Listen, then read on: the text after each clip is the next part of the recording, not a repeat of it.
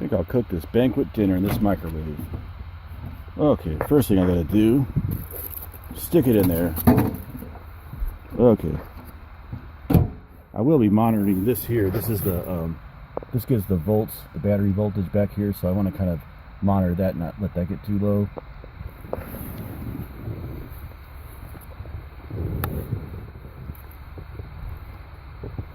Okay, gotta go up here. Okay, we gotta come up with a little better system eventually for getting up here. Where the keys go? Where the keys go? Here they are. Okay. We gotta make this curtain system a little better eventually to where it'd be easier to lift this thing up.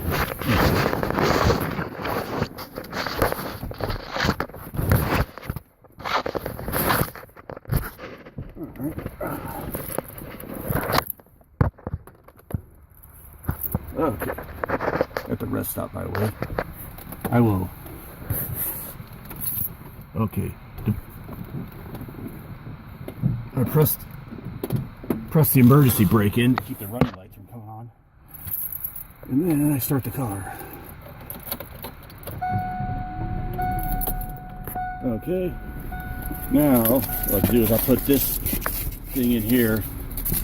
This little piece of this little piece of foam in here, and then I'll move the seat up a little bit to get the RPMs up a little higher, so the alternator will be putting out more current.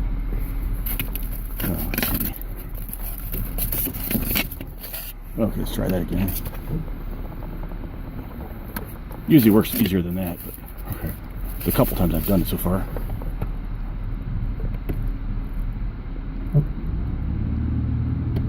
Okay, that's probably pretty good. Okay. Now, I don't know if it's gonna take about 5 minutes with this microwave, or I don't know. It's but it is kind of partially thawed. So, oh, I got to turn the inverter on too. I'm sorry, forgot about that part. Okay. Let's see. Okay. Okay, here's. Okay, I'm gonna have this switch mounted on the inside eventually, but for now, it's got like. Oh, actually, I want to have the microwave turned off. Okay, the inverter's on. Now I can start doing this. Alright, so let's just, I want to watch this thing. Okay, doing pretty good.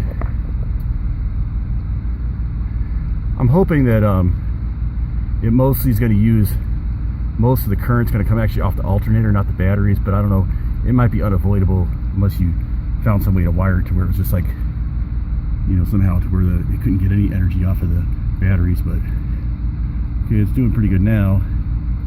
I can see it's doing better than I did last time because now I have like a fully charged batteries. But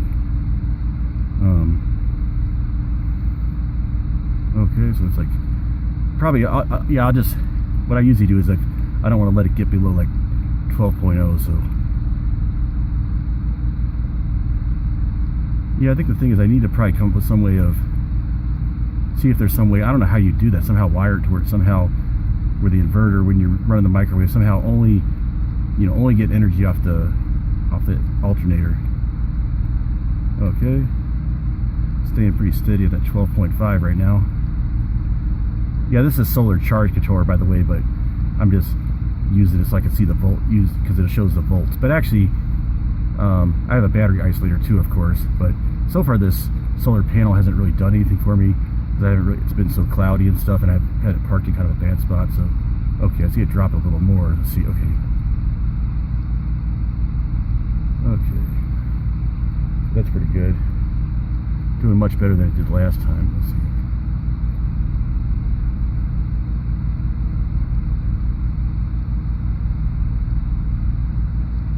It's a 2,000 watt pure sine wave inverter.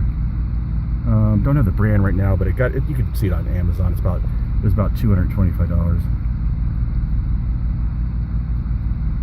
Because from what I read, they were saying like you really don't want to use a modified sine wave on microwaves. Okay, let's see how this is cooking up. Okay, yeah, it's starting to feel pretty warm. Actually, I can't film this at the same time. I'm going to stir it up a little bit. Okay, stirred it up and put the film back on. This thing actually, this is 600 watt microwave. So they say it actually puts out like 850, or 850 is what it takes, but 600 watts is the cooking power. And it had like one of those spinning trays, but I took it out because it kept like, it seemed like there was no way, because you're never going to have this thing be probably perfectly level, so it's always going to kind of bounce around. So, you know, so it's always going to kind of move around. Okay, sounds like it's cooking pretty good.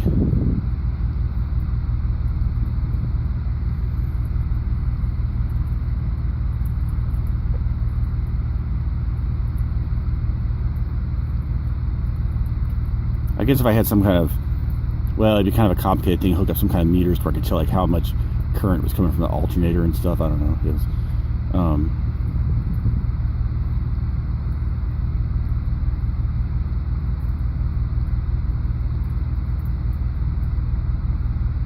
was, okay, I guess we don't have to watch the whole thing.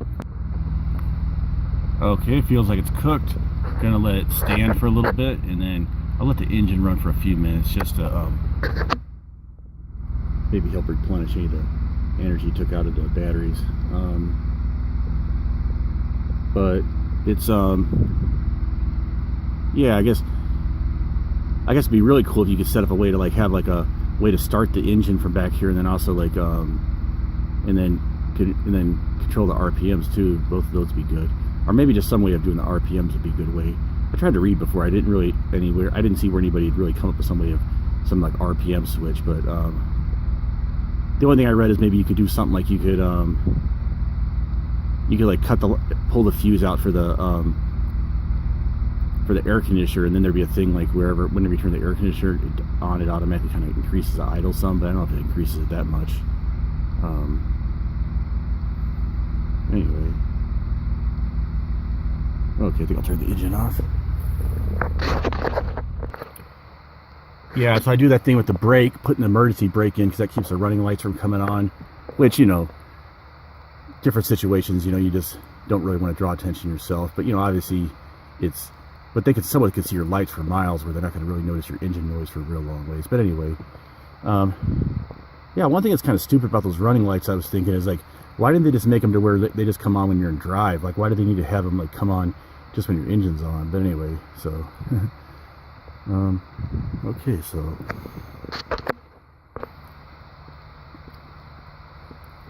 tastes good.